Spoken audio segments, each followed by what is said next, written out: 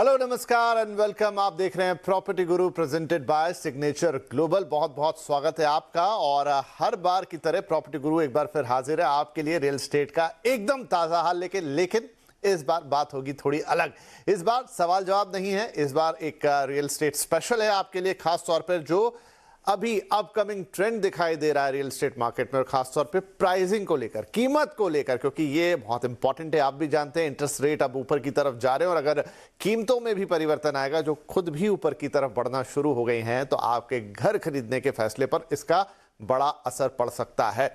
तो देश में कहां कहां कीमतों में कितना इजाफा हुआ है, कितना चेंज आया है, ये भी देखेंगे कि कहां पर इन्वेंट्रीज के लेवल हाई हैं अभी भी, और आगे फेस्टिव सीजन है, इंटरेस्ट रेट बढ़ रहे हैं, बहुत सारी चीजें, और महंगाई भी इनफैक्ट अपनी जगह पर है जो आपके बजट को इंपैक्ट करती है। यानी आपके घर खरीदने का जो फैसला है उसमें काफी सारे फैक्टर अब अलग तरीके से काम करने लग गए। और हाल ही में एक रिपोर्ट पब्लिश हुई है जिसे देश की बिल्डरों की संस्था क्रेडाई ने साथ मिलकर उनके लाइसेंस फोरास और कॉलियर्स इंडिया ने ये रिपोर्ट को तैयार किया है, जो बताती है कि किस किस शहर में किस किस तरह के प्राइसिंग ट्रेंड है, अगर कीमतें बढ़ी हैं तो कितनी बढ़ी हैं, किस हिसाब से बढ़ी हैं, और आगे इनका कितना इम्पैक्ट होने वाला है। तो इस रिपोर्ट के आधार पर आज बातचीत होगी, और यहाँ बातचीत करने के लिए हमारे साथ हैं कुछ खास मेहमान। कार्यक्रम में हमारे साथ शामिल हो रहे हैं विमल नाडार साहब जो कि सीनियर डायरेक्टर है रिसर्च कॉलेज इंडिया के, हर्षवर्धन पटोदिया जी हमारे साथ होंगे जो कि प्रेसिडेंट है क्रेडाई नेशनल के, और साथ ही हमारे साथ है पंकज कपूर साहब जो कि एमडी है लाइसेंस फोरास के। और ये रिपोर्ट आप तीनों के सौजन्य से हमें मिली है, इस पर आज बातचीत होगी। तो आप शुरुआत करते हैं, क्योंकि अब रिपोर्ट के माध्यम से हम बात कर रहे हैं, तो मैं पहला सवाल विमल आपसे लेना चाहता हूं। ये रिपोर्ट कह रही है कि आप देश के प्रमुख 8 शहरों का जिक्र करती है और कहती है कि दामों में बढ़ोतरी हुई है ऑन एन एवरेज 5 से 10% के बीच में, सबसे ज्यादा दिल्ली एनसीआर में। लेकिन इस बढ़ोतरी के पीछे कारण क्या है? जी हमने लास्ट पिछले 2 क्वार्टर से देखे हैं कि प्राइस स्टेडीली इंक्रीज हुए हैं। हमारे हिसाब से ये जो इंक्रीज हुआ है दिस इज अ पॉजिटिव, ये एक पॉजिटिव इंडिकेशन है, क्योंकि हमने जबकि देखा ये मार्केट में पिछले पैंडेमिक के दौरान काफी ज्यादा लल था। उसके बाद आई थिंक पिछले सेकेंड हाफ 2021 सेकेंड हाफ से मार्केट पिकअप होना शुरू हुई थी, सेंटिमेंट इंप्रूव हुए थे on the back of economy opening up and positive outlook के दौरान। सो इस बीच हमने देखा है कि काफी सारे सिटीज में रिकॉर्ड रजिस्ट्रेशंस हुए हैं एंड लॉन्चेस एक्टिविटी भी इंक्रीज हुए थे। सो ये सब जो मार्केट में तब्दीलियां हो रही है डिमांड और सप्लाई की वजह से, which is in a positive direction, उसी कॉन्टेक्स्ट में प्राइसेस इंक्रीज हुए हैं, which is again a positive indication. जबकि अगर मैं ये भी बोलूंगा कि हम ये इग्नोर नहीं कर सकते हैं कि रॉ मटेरियल के प्राइसेस भी थोड़े इंक्रीज हुए थे, specially in the first half. अब जब हमने अप्रैल मई में देखा था तो वो भी थोड़ा बहुत कंट्रीब्यूटर है, लेकिन लार्जली अगर हम देखा जाए तो ये एक पॉजिटिव है कि इंडिकेशन है कि मार्केट पिकअप हो रही है, सेल्स इंक्रीज हो रहा है, लोग घर खरीद रहे हैं, इसी की वजह से प्राइस इंक्रीज हुए लगभग सारे ही मार्केट्स में। जी पंकज जी, तो क्या ये प्योरली डिमांड सप्लाई का मामला है, जहां पर अब डिमांड अच्छी हो गई? नो डाउट कि डिमांड बहुत अच्छी है लगातार पिछले कुछ क्वार्टर्स से, लेकिन क्या प्राइस इंक्रीज उसके अकॉर्डिंगली हो रहा है या कुछ और फैक्टर प्ले कर रहे हैं? क्योंकि ये डिमांड आगे ऐसी रहेगी, इसकी उम्मीद अब आशंका ही कह सकता हूं मैं, क्योंकि इंटरेस्ट रेट ऊपर जा रहे हैं, महंगाई का बोझ थोड़ा लोगों पर बढ़ा है, उनके बजट्स थोड़े आगे पीछे हुए हैं। सो क्या और भी फैक्टर हैं इसके पीछे? देखिए, डिमांड सप्लाई तो मेन फैक्टर है ये, और साथ में अफोर्डेबिलिटी भी है। अगर आप देखिए पिछले 5 साल से प्राइसेस नहीं बढ़े थे और इस पीरियड में इनकम बढ़ी होगी, तो अगर आप देखिए तो एक पीरियड था जब हमारे प्राइसेस की जो ग्रोथ थी वो इनकम से बहुत ज्यादा थी, और उस पीरियड में आपके वॉल्यूम्स कम हो गए थे और इन्वेंट्री राइज हो रही थी। उसके बाद 2016 के बाद से अभी तक प्राइसेस नहीं बढ़े थे और इनकम ड्यूरिंग द पीरियड बढ़ी थी, तो वो जो गैप था वो धीमे धीमे बढ़ता चला गया। और साथ में जब इंटरेस्ट रेट कम हुए तो इंटरेस्ट एडजस्टेड अफोर्डेबिलिटी देखिए और इन्फ्लेशन एडजस्टेड प्राइसेस का एक अगर ग्राफ प्लॉट करेंगे तो आप देखेंगे तो वो ग्राफ जो है वो 2003-4 के पैरिटीज के लेवल पे हो गया था।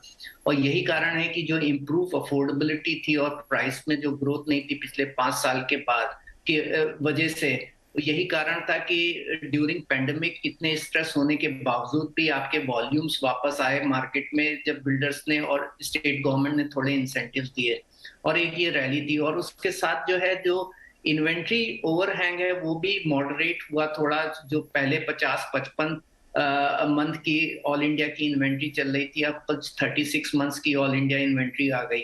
तो ये देखते हुए जो है इम्प्रूवमेंट दिखा। ये थोड़ा सा जो है ये डिमांड ड्रिवन है और ये मार्केट के स्पेकुलेटिव फोर्सेस के थ्रू नहीं है, जो पहले होता था कि इन्वेंट्री और प्राइस दोनों एक साथ बढ़ते थे। स्पीड इन्वेंट्री कम हुआ, अफोर्डेबिलिटी इंप्रूव हुई और इन्फ्लेशन के की वजह से जो इंक्रीज इन इनपुट कॉस्ट है उसको देखते थोड़ी प्राइस इंक्रीज हुई है। तो आप कह रहे हैं कि ये प्रॉपर इकोनॉमिक्स है, इसमें कोई किसी तरह का स्पेकुलेशन शामिल नहीं है, जैसे हमने पिछली बार देखा था बाजार में, और जहां से ही बाजार का हम देते हैं कि एक डाउनफॉल कह लीजिए या कह लीजिए एक स्टैग्नेशन आ गया था, लेकिन इस बार आप कह रहे हैं वैसी चीजें नहीं है। चलिए, ये तो बात हो गई रिपोर्ट की। मैं हर्ष जी के पास आता हूं, क्योंकि ऑन ग्राउंड घरों को बेचने का काम हमारे बिल्डर्स ही करते हैं। तो हर्ष जी देखिए, चाहे वो इनपुट कॉस्ट हो, चाहे वो डिमांड सप्लाई हो, तमाम चीजें हो, लेकिन एक ये है कि अब धीरे धीरे इंटरेस्ट रेट भी बढ़ रहे हैं, जो कि अब 8% के ऊपर मेरे ख्याल से इफेक्टिवली चले गए हैं। और उसके अलावा जैसा मैंने कहा कि थोड़ा सा, क्योंकि इन्फ्लेशनरी प्रेशर भी है, अभी दुनिया में बहुत सारी चीजें घटी हैं जिसके कारण खाने पीने से लेकर तमाम चीजें महंगी हुई हैं। और तीसरी चीज ये है कि अगर घर भी यहां पर महंगे हो जाएंगे, तो क्या आपको लगता है कि जो बढ़िया शानदार मोमेंटम हम पिछले 1-1.5 साल से रियल एस्टेट के अंदर देख रहे थे, उस पर थोड़ा इंपैक्ट आएगा? नमस्कार। आपने बहुत अच्छे प्रश्न रेज किए हैं। एक तो हमारा रियल एस्टेट सेक्टर जो था लास्ट 7 से 8 साल में प्रॉपर्टी प्राइसेस बढ़े नहीं थे जी, और इंडस्ट्री कॉस्ट राइज को सस्टेन कर रही थी। अब जिस तरह से इनपुट कॉस्ट बढ़ गए because of the geopolitical issues and overall inflationary situation in the world, तो अब ये नॉन सस्टेनेबल सिचुएशन से खड़ा हो गया था, where developers were forced to increase prices because of a very high input cost rise। पहली बात। दूसरी बात, पंकज जी ने कहा था और मैं भी कर रहा हूं कि जो इनकम पैरिटी लेवल जो है, आज लास्ट 6-7 साल में लोगों का परचेजिंग पावर और लोगों का इनकम भी काफी हद तक बढ़ा है because of increase in salary, increase in income. So इसके परचेजिंग पावर पैरिटी है। डिमांड एंड सप्लाई का सिचुएशन भी खड़ा है। बेसिकली अगर आप रिपोर्ट को ठीक से पढ़ेंगे तो आपको ये भी मालूम पड़ेगा कि ready to move in inventory काफी शहरों में कम होते जा रही है। जी जी। तो ये एक बड़ा पॉजिटिव ट्रेंड है। जी, मैंने पढ़ा है वो फैक्टर कि ये जो टोटल इन्वेंट्री है उसका मेजॉरिटी शायद 90% से ज्यादा है वो अंडर कंस्ट्रक्शन है, रेडी टू मूव इन बहुत थोड़ा है। जी। तो ये जो सिचुएशन है, रेडी टू कंस्ट्रक्शन प्रॉपर्टी में आपको लेना पड़ेगा, तो ऑब्वियसली जो ready to move in flats का दाम बढ़ेगा ही बढ़ेगा। ठीक है, ठीक है। तो ये रीजन रहे कि दाम बढ़ रहे हैं। अब देखिए, आपके सामने ग्राफिक्स हैं जहां पर हर शहर का लिखा हुआ है, और ये इसमें सबसे ज्यादा जो प्राइस राइज है ईयर ऑन ईयर वो आती है दिल्ली एनसीआर से। विमल साहब, मुझे बताइए, अब दिल्ली एनसीआर का जो मार्केट ऐसा है जिसमें हम देखते थे हमेशा एक ओवर सप्लाई का सिचुएशन बना रहता था, price on an average 40-50 lakh 60 lakh में आपको बढ़िया घर एक मिल जाता था, 2 या 3 BHK भी आ जाता था। वहां पर ऐसा क्या हुआ कि सबसे ज्यादा प्राइस इंक्रीज हमें दिल्ली एनसीआर में देखने को मिल रही है? जी, आपने बिल्कुल सही कहा। इनफैक्ट आई थिंक एक और कॉन्टेक्स्ट ये भी रहता है कि in terms of unsold inventory हमेशा दिल्ली काफी आगे रहा है। इस बार अगर हम देखेंगे तो दिल्ली एनसीआर का जो अनसोल्ड इन्वेंट्री है वो लगभग 3 साल में सबसे कम है।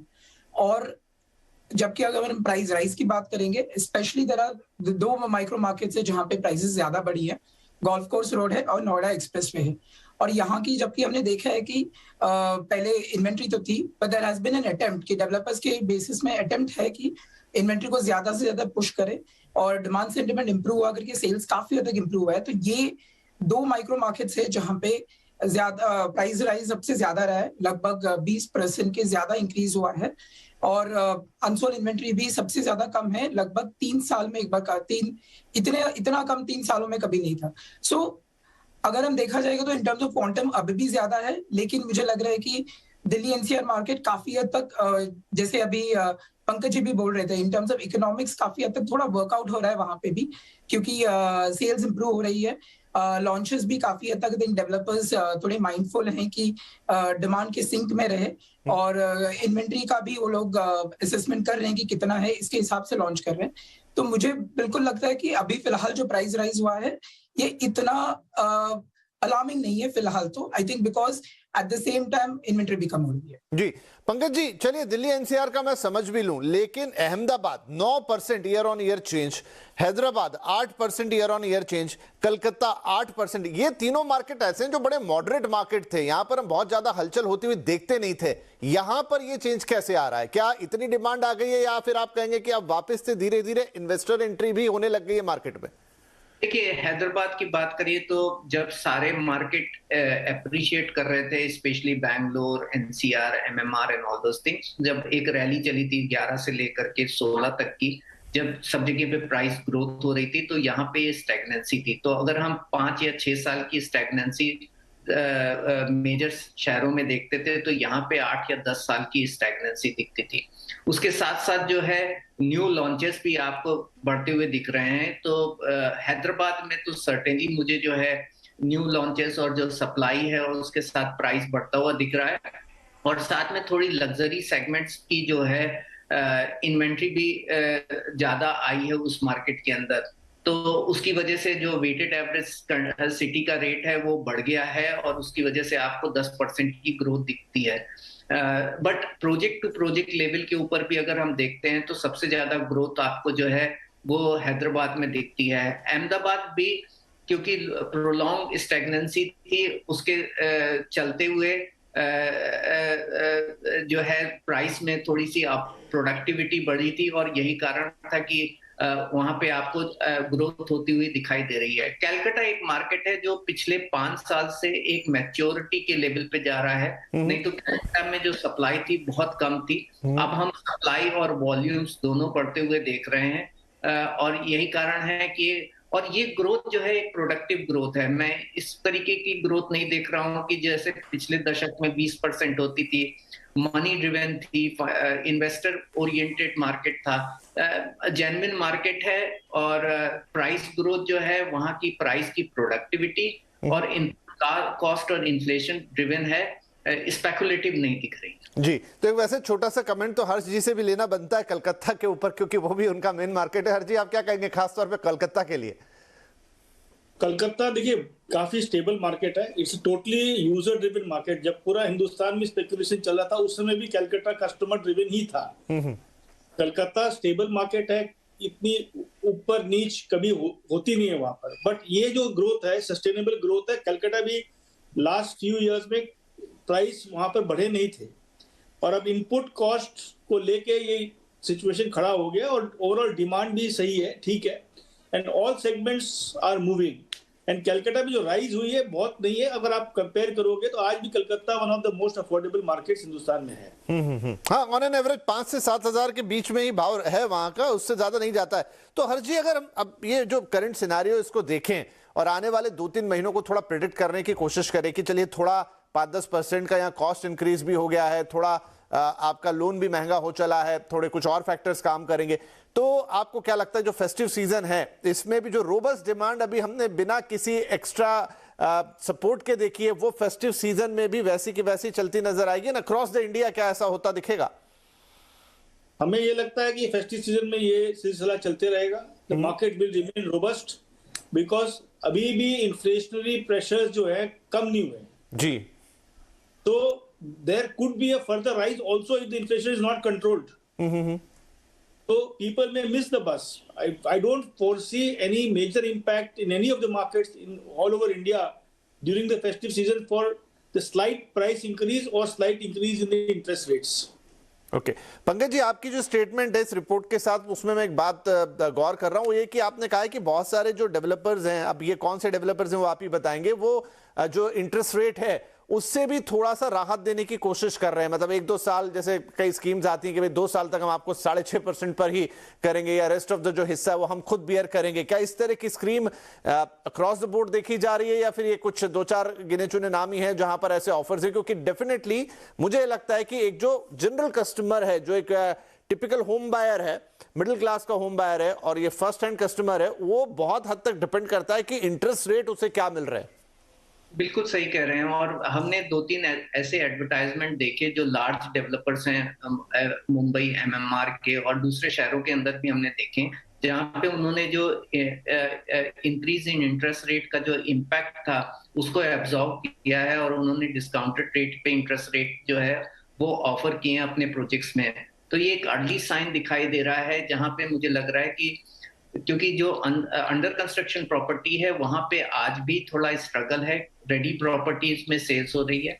तो अगर आप बहुत कायदे से देख ली तो टोटल अनसोल्ड का केवल 7% रेडी है, लेकिन 50% ऑफ द सेल्स जो आ रही है वो रेडी यूनिट्स के थ्रू आ रही है। तो यही कारण है कि अंडर कंस्ट्रक्शन प्रॉपर्टी में सेल्स को मोटिवेट करने के लिए कुछ हद तक, जहां तक जो बिल्डर्स हैं वो कॉस्ट को एब्जॉर्ब कर रहे हैं और जो इम्पैक्ट है वो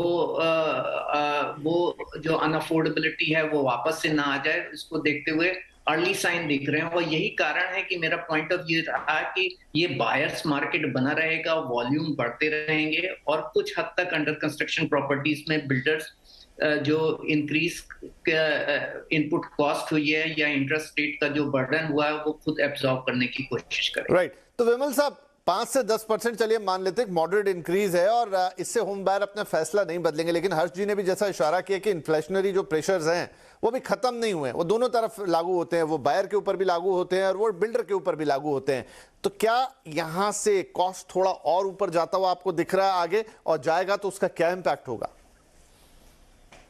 देखो, फिलहाल तो हमें लग रहा है कि इन्फ्लेशन, जैसे हर्ष ने भी कहा कि इन्फ्लेशन भले ही आई थिंक मोमेंटरली थोड़ा कम होते हुए दिख रहा है, लेकिन अभी भी वो बेंचमार्क से हल्का सा ऊपर ही है। सो वो इम्पोर्टेंट रहेगा कि इन्फ्लेशन को अंडर चेक रखें। तो अगर इन्फ्लेशन अंडर चेक रखा जाए एंड इसी टेंडेंसी से अगर हल्का सा कम या स्टेडी रहे तो मुझे नहीं लग रहा है कि इतना मेजर इंक्रीज होना चाहिए, बिकॉज हमने काफी हद तक इनपुट प्राइस इंक्रीज और उसका pass on in terms of construction cost देख लिया है। सो आई एम श्योर अभी जो रेपो रेट इंक्रीज हो रहा है वो भी हम इन्फ्लेशनरी प्रेशर टेंडेंसीज को कम रखने के लिए किया जा रहा है। तो मुझे लग रहा है कि फिलहाल की जो सिचुएशन है और गवर्नमेंट के जो एफर्ट्स हैं, ये देख के लग नहीं रहा है कि इतना ज्यादा इंक्रीज होना चाहिए, शुड बी अंडर कंट्रोल।